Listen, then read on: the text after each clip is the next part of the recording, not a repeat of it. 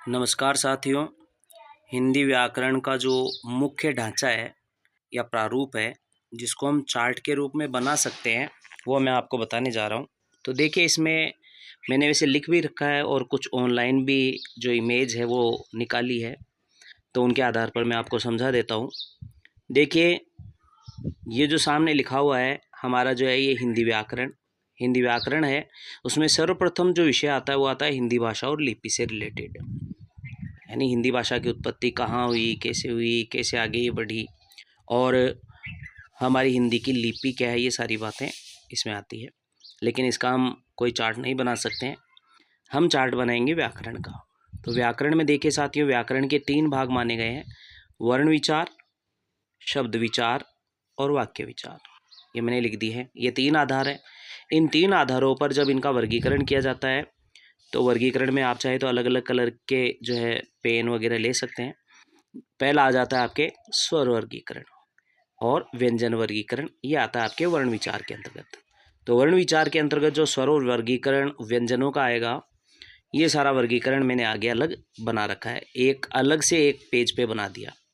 दूसरा फिर वर्गीकरण आपके आता है, वो वर्गीकरण आता है आपके शब्द विचार का। तो शब्द विचार के 4 आधार हैं: उत्पत्ति के आधार पर, रचना के आधार पर, अर्थ के आधार पर और प्रयोग के आधार पर। साथियों, ये जो उत्पत्ति के आधार पर है ये 5 प्रकार है। वैसे तो मूलतः 4 ही हैं: तत्सम, तद्भव, देशज, विदेशी। और फिर इन चारों में से शब्द उठा करके 2 शब्द मिलाए जाते हैं तो वो संकर बन जाता है, वो 5वां होता है। रचना के आधार पर, तो रचना का दूसरा नाम व्युत्पत्ति के आधार पर भी कहा जाता है, ये है रूढ़, यौगिक और योग रूढ़। फिर अर्थ के आधार पर आता है साथियों, तो अर्थ के आधार पर जो आता है वो है आपके सार्थक और निरर्थक। अर्थ के आधार पर 3 भेद और मानते हैं कई, वाचक, लक्षक और व्यंजक, वो भी माने गए हैं। तो वो भी आप चाहें तो जोड़ सकते हैं। अपने को चार्ट बनाना है, बड़ा सुंदर सा लगना चाहिए और उसमें जो चीज़ आए वो सटीक होनी चाहिए, वो होनी चाहिए बस, यानी गलत चीज़ नहीं दर्शाएं। फिर चौथा, प्रयोग के आधार पर, इसका रूप परिवर्तन के आधार पर भी इसको कहा जाता है। तो इसे रूप परिवर्तन के आधार पर भी कहा जाता है, जो अलग से आएगा क्योंकि सबसे जो बड़ा है टॉपिक वो यही है, इसलिए इसको अलग से बनाया है। ये मैंने बनाया नहीं है, रचना, अर्थ और ये इसमें कोई विशेष खास है नहीं। देखिए, वाक्य विचार मैं आपको वैसे ही समझा दूंगा, आपको इन 2 का चार्ट मेकिंग करना है, 2 का चार्ट बनाना है। इनका चार्ट आपको बाद में आगे बताएंगे कि किस प्रकार से बनाना होगा। तो चलिए साथियों, एक बार हम चलते हैं चार्ट मेकिंग की ओर। देखिए साथियों, यह है चार्ट आपके सामने, ये मैंने रख दिया है, यहाँ पर लिखा हुआ है, सारा बना हुआ अच्छे से। वर्ण विचार, ये किसका चार्ट है? ये वर्ण विचार का चार्ट है। इसमें पहले मैंने कर दिया, यहाँ पर देखिए स्वर वर्गीकरण, और फिर यहाँ पर मैंने स्वर के बाद में कर दिया है व्यंजन वर्गीकरण। तो स्वर वर्गीकरण जो मैंने किया है उसके अंदर क्या क्या किया वो देखते हैं।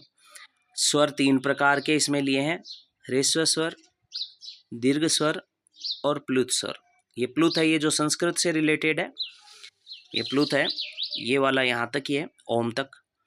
तो ह्रस्व स्वर आप सब जानते हैं, ए ई उ री होते हैं, ये 4 हैं। फिर दीर्घ स्वर है, आ ई उ होते हैं। इसके साथ ही ए ऐ ओ औ को दीर्घ में ही सम्मिलित किया जाता है, जबकि ये संस्कृत के अनुसार देखा जाए तो ये संयुक्त माने गए हैं। तो ये हो गए टोटल 7। तो 4 हो गए ह्रस्व और 7 हो गए दीर्घ, तो ये हो गए 11। तो ये टोटल स्वर संख्या मैंने यहाँ पर लिख दी है। इस प्रकार का आप सुंदर सा चार्ट बना सकते हैं। इनमें विभिन्न कलर का यूज कर सकते हैं, तो कलर का उपयोग करने से सुंदरता बढ़ जाएगी और अच्छा लगेगा। फिर आता है लास्ट अंग और अह। अंग और अह को अयोगवह कहा जाता है। फिर मैंने यहाँ व्यंजन वर्गीकरण किया साथियों। देखिए, व्यंजन वर्गीकरण में स्पर्श व्यंजन कैसे मत तक, अंतस्थ व्यंजन है य व र ल, संस्कृत के अनुसार ही लिखा है, वैसे अपने हिंदी में य र ल व होता है और ये संस्कृत के अनुसार है। फिर होते हैं उष्म, श श सह, और फिर ये संयुक्त। संयुक्त तो हम काउंट में नहीं लेते हैं, गणना में नहीं किया जाता इनको। टोटल मिला के ये हो गए 33। इन तीनों को जोड़ा गया, स्पर्श, अंतस्थ और उष्म, इन तीनों वर्णों को जोड़ करके 33 हो गए।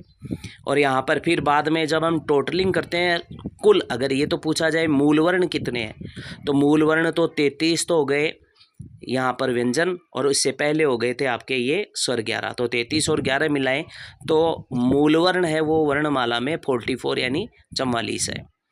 लेकिन अगर कुल वर्ण पूछा जाए तो उसमें हम ये 2 अयोगवाह है अंग अह जोड़ देते हैं, संयुक्त को भी जोड़ देते हैं और आगत को भी जोड़ देते हैं।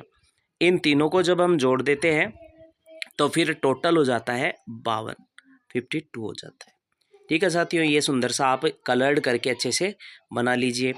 अब आगे हम चल रहे हैं शब्दों का वर्गीकरण शब्द विचार के अंतर्गत। तो चलिए देखते हैं।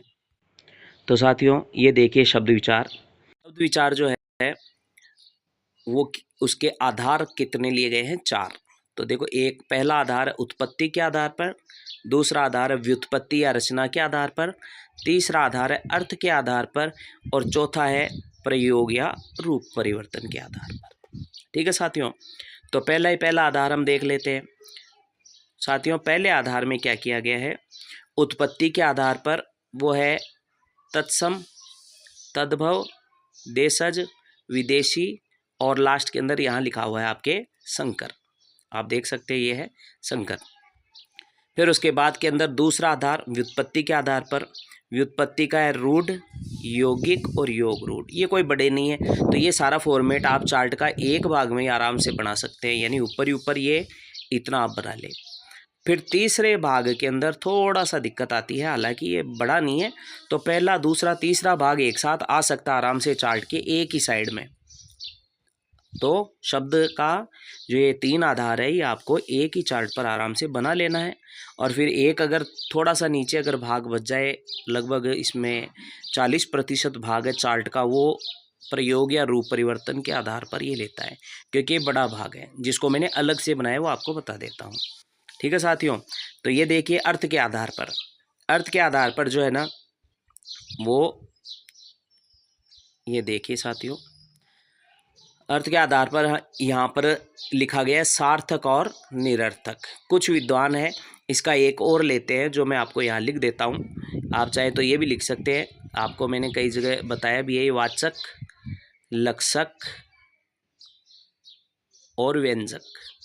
आप ये तीनों अच्छी सी आकृति बना करके उनके अंदर ये भी एडिट कर सकते हैं। वाचक, लक्षक और व्यंजक आप ऐसी डिज़ाइन बढ़िया सी आप चाहे कर दें, और फिर उसके बाद के अंदर डिजाइन करके इनको भी ऐड कर दें। फिर सार्थक निरर्थक हो जाएगा। निरर्थक में कुछ नहीं होता है साथियों, निरर्थक में कुछ भी नहीं होता है, इसलिए निरर्थक को ध्यान ही न दें। अपन को जो ध्यान देना है वो है इन पे, ये आपको नोट कर देना, एकार्थी, अनेकार्थी, विलोम, पर्यायवाची, युग्म आदि, ये इतने ये हो गए सार्थक में। बस यहाँ तक का आप आराम से एक चार्ट पर बना सकते हैं साथियों। फिर उसके बाद में जो चौथा भाग आता है, ये है चौथा भाग प्रयोग या रूप परिवर्तन के आधार पर। ये इस चार्ट पर शायद ही बन पाए, अगर नीचे काफ़ी अच्छी जगह है तो आप ये यहाँ नोट कर लीजिएगा। इतना बस ये इतना ही नोट हो पाएगा, इसके अलावा इनके भेद वगैरह नोट नहीं हो पाएंगे। इनका अलग से चार्ट बनाना ही आपको पड़ेगा। तो देखिए मैंने अलग से चार्ट का जो है फॉर्मेट एक तैयार किया है। हालांकि ये तो उतना साफ नहीं बनाया, टाइम कम था, इसलिए जल्दी से जैसा भी बनाया आप तक पहुँचाना है उद्देश्य। तो देखिए आगे चलते हैं प्रयोग या रूप परिवर्तन के आधार पर। इसको क्लियर और कर देता हूँ। ये 1 नंबर, 2 नंबर और 3 नंबर 3 आधार है, ये यहाँ पर एक ही चार्ट में आ जाएगा और चौथा वाला अलग में आएगा। तो ये चौथा वाला यहाँ आप रहने दें और ये नए पेज, नया जो पोस्टर है, नया जो चार्ट है उस पर बनाएं। ठीक है, एक बार देखते हैं आगे बढ़ करके। तो देखिए चार्ट है आपके, यहाँ पर मैंने लिख लिया है। तो यहाँ पर है प्रयोग या रूप परिवर्तन के आधार पर। तो कितने आधार बनाए हैं? इसके 2 आधार माने हैं। आप कोई भी शेप बना करके बढ़िया सा कलर्ड कर सकते हैं, स्केच कलर का यूज कर सकते हैं, साथ ही पेंसिल कलर भी यूज करें लाइटली अगर आप डेकोरेट करना चाहते हैं तो, और बॉर्डर ज़रूर बना दें। विकारी शब्द रूप परिवर्तन के आधार पर पहला हो गया विकारी और दूसरा हो गया अविकारी। इसमें सबसे ज़्यादा भारी होता है वो विकारी होता है। तो अब विकारी के भेद देखते हैं। विकारी के जो अलग अलग भेद है वो देखते हैं। पहला भेद है इसका संज्ञा। संज्ञा आप जानते ही हैं, इस प्रकार से मैंने डिजाइन करके बना दिया है। व्यक्तिवाचक संज्ञा, जातिवाचक संज्ञा और भाववाचक। आप अलग भी बना सकते हैं इसको। विकारी को जैसे ऐसे ले लिया, एक इसमें एक ऐसे कर दिया संज्ञा करके, ऐसे ऐसे इस प्रकार की अलग अलग डिजाइन बना सकते हैं आप चाहे तो। ठीक है, फिर उसके बाद के अंदर 2 नंबर पे यहाँ नीचे जो ले रखा है वो है आपके सर्वनाम। संज्ञा के बाद में यहाँ मैंने नीचे लिख रखा है सर्वनाम। तो देखिए ये सर्वनाम का, ये यहाँ से मैंने तीर पकड़ा, एक और तीर ला करके फिर यहाँ पर ये डिजाइन में यहाँ ये लगा दिया सर्वनाम। ये सर्वनाम के पुरुषवाचक प्रश्न संबंध, पुरुष प्रश्न संबंध, निश्चय, निश्चय और निजी, ये 6 के 6 भेद मैंने यहाँ लिख दिया। आप चाहे तो इसमें शेप बदल सकते हैं, अच्छा शेप कीजिएगा, कलर्ड बढ़िया कीजिएगा। फिर आगे चले तो इसके बाद के अंदर आता है आपके शेप अगला, वो आता है इसका विशेषण का। तो विशेषण का ये देखिए साथियों, विशेषण का ये यहाँ लिखा हुआ है। विशेषण का मैंने वहाँ से ऊपर से ये लिया और यहाँ ला करके इस पे विशेषण छोड़ दिया। ये देखिए गुण, संख्या, परिमाण और संकेत। गुण, संख्या, परिमाण, संकेत, ये चारों मैंने यहाँ लिख दिए। फिर उसके बाद में एक और इसी तीर को नीचे आगे बढ़ा करके मैंने चेंज किया और इस तीर को नीचे ले लिया। तो ये नीचे ले लिया, यहाँ आ गए हम क्रिया पे। ये क्रिया आ गई। क्रिया के आधार देखो, एक तो कर्म के आधार पर, एक प्रयोग के आधार पर। 2 आधार मैंने यहाँ लिखे हैं। हालांकि एक आधार और होता है जो मैंने नहीं लिखा है, वो होता है काल के आधार पर। तो यहाँ कर्म के आधार पर आप सब जानते हैं सकर्मक, अकर्मक, लगभग सभी कक्षाओं में यही पढ़ाई जाती है। फिर प्रयोग के आधार पर है, वो भी 5 या 6 प्रकार माने गए। वैसे तो हिंदी व्याकरण कक्षा 9 से 12 में 5 प्रकार ही माने गए, लेकिन और अन्य भी हैं। नाम धातु, प्रेरणार्थक, पूर्वकालिक, कृदंत, अनुकरणात्मक और भी होती है। तो ये आदि लगा के मैंने यहाँ पर इसको समापन कर दिया। ज़्यादा बड़ा चार्ट बनाने की आवश्यकता नहीं है, सुंदर बनाए, बस सुंदर होना चाहिए, डेकोरेटेड होना चाहिए, फूल पत्तियाँ आदि से डेकोरेट आप कर दीजिए। फिर उसके बाद के अंदर साथियों ये देखिए, अब यहाँ पर इधर आ गए अपन अविकारी में। ये विकारी विकारी यहाँ तक अब पूरे हुए देख लो। यानी पहले संज्ञा, विकारी का पहला भेद संज्ञा, दूसरा फिर आ गया यहाँ पर संज्ञा के बाद सर्वनाम, सर्वनाम के बाद में यहाँ आ गया विशेषण, और फिर उसके बाद में ये नीचे वाले भाग के अंदर ये यहाँ आ गया आपके क्रिया। ठीक है साथियों, यहाँ पर क्रिया हो गया। ये 4 भेद हो गए। और अब है अविकारी शब्द। तो अविकारी शब्द है वो ज़्यादा नहीं है, वो भी देख लेते हैं। अविकारी शब्द में संबंध बोधक, समुच्चय बोधक, विस्मयादि बोधक और क्रिया विशेषण। साथियों जो ये क्रिया विशेषण जो है, इसके क्रिया विशेषण के 4 भेद और होते हैं। ये चारों भेद देखिए, ये चारों भेद क्रिया विशेषण का। आप डिजाइन अपने हिसाब से सेट कीजिएगा। मैंने शॉर्ट के अंदर जल्दी से बताया, फॉर्मेट आपको और बताऊंगा। कलर्ड अलग से, स्थान, काल, परिमाण और रीति, ये आपको फॉर्मेट चार्ट में बनाना है। और अब कौन कौन से फॉर्मेट में आप बना सकते हैं वो मैं आगे आपको शो कर देता हूँ। इमेज जो मैंने ऑनलाइन डाउनलोड किए वो बता देता हूँ। ठीक है साथियों, एक बार देखते हैं। तो देखिए साथियों, एक तो आप ये देख सकते हैं, ये वाला जो है बहुत ही अच्छा तरीके से बताया हुआ है, भेद का रेखा चित्र। ये जो है चौथा वाला भेद है, विकारी और अविकारी, जो अभी भी लास्ट में आपको बताया था। ये देखिए संज्ञा, सर्वनाम, विशेषण, क्रिया। इसमें देखिए क्रिया विशेषण, इसमें उपभेद नहीं बताया। आप चाहे तो ऐसा डिजाइन बना के इसमें इनके तीनों के उपभेद भी कर सकते हैं। आप चाहे तो इसमें एक संज्ञा का व्यक्तिवाचक, जातिवाचक, भाववाचक, यहाँ 6 कर दीजिए। एक इसमें एक लाइन में 3 कर दीजिए, एक ऐसे करके 3 करके, और इसमें भी एक 3 करके ये बना दें। विशेषण में आप चाहें तो एक साथ भी कर सकते हैं, 2 2 भी कर सकते हैं आमने सामने। क्रिया के तीनों भेद आधार जो है वो लिख करके कर सकते हैं। क्रिया विशेषण, इनमें देखो इन 3 का तो कोई भेद उपभेद होगा नहीं, इनका होगा जो स्थान, काल, परिमाण, रीति, आप आराम से 2 लाइन में लिख सकते हैं। ऐसा बढ़िया सुंदर सा ये वाला फॉर्मेट बहुत ही अच्छा है, बड़ा प्यारा है, मेरे को बड़ा अच्छा लगा है। आप चाहें तो इसमें बना सकते हैं। और एक आध और दिखाता हूँ आपको, देखिएगा। ये देखिए ये फॉर्मेट, हालांकि है उसका यूज़ केवल इन लाइनों में ही किया जा सकता है। जैसे ये लाइनें दिख रही है आपको, बस ये लाइनों में, इनमें आप कलर्ड यूज़ कर सकते हैं। लिखने में ये नाम जरूर ये कलर से लिख सकते हैं, लेकिन इसमें जैसे गोलाई वगैरह है, शेप विभिन्न प्रकार के आप चाहे तो दे सकते हैं, अलग से दिमाग लगाएं, कोशिश करें। आप देना चाहें तो दे सकते हैं।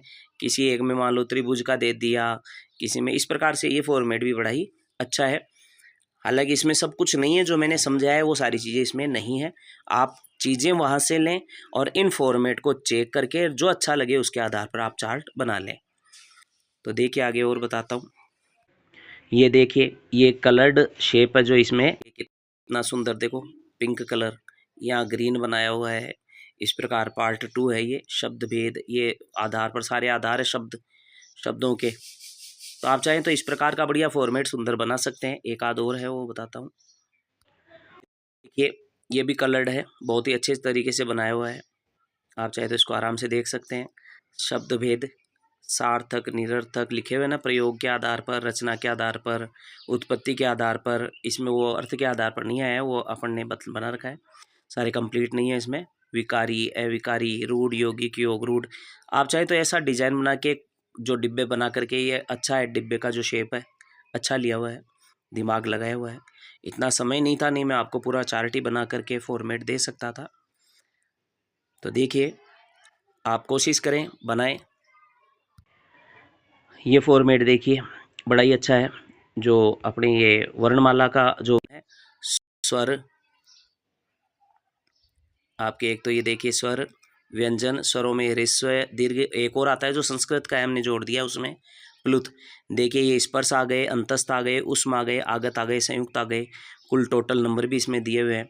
बस इसमें एक थोड़ी सी मिस्टेक यहाँ पर आई है। ये देखिए यहाँ पर बाद में संयुक्त को और जोड़ दिया गया है, तो संयुक्त वाले भी इसमें जुड़े हुए हैं, पर कोई दिक्कत नहीं है, जोड़नी है अपन को, बावन करनी है वैसे भी। तो साथियों, ये इस प्रकार से आप बना सकते हैं। आप चाहें तो प्रारंभ या इस प्रकार का बड़ा ही सुंदर, ये जो देखिए गोलाकार में भी आप बना सकते हैं। देखिए मेरी तरफ से कोई बाध्यता नहीं है, आप बड़ा ही सुंदर बनाएं, बस चाहे जैसा भी बनाएं, ये लिख करके ये भी बनाएंगे तो अच्छा लगेगा। बस कुल मिलाकर के बहुत अच्छे अच्छे आप चार्ट बनाएं, अलग अलग बनाएं, और देख करके ऑनलाइन सर्च करके आप और भी अच्छा अगर सर्च कर सकें तो वो भी करें। मेरे को जितने अच्छे से अच्छे मिल सकते थे वो मैंने सर्च किए हैं, खुद भी लिख करके दिए हैं। आपको व्याकरण भी बहुत अच्छे से कराई हुई है, जितनी कराई है उसको आप देखें और बढ़िया चार्ट बनाकर लाएं। धन्यवाद। जय सिया राम।